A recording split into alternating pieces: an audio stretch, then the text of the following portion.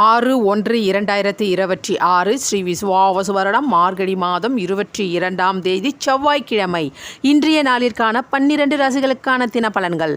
மேஷம் நன்மை உண்டாகும்.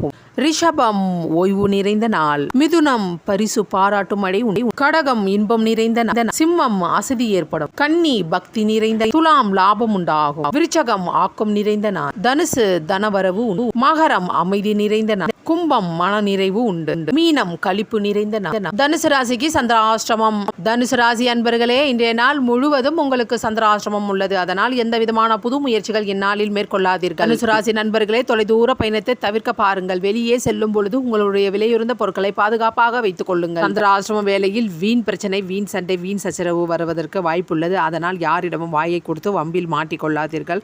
உங்களுடைய அன்றாட கடமைகளை மட்டும் பாருங்கள். மாலை வேளையில் தர்சனாமூர்த்தி கோவிலுக்கு சென்று நெய் தீபத்தால் விளக்கேற்றி வழிபாடு செய்யும்.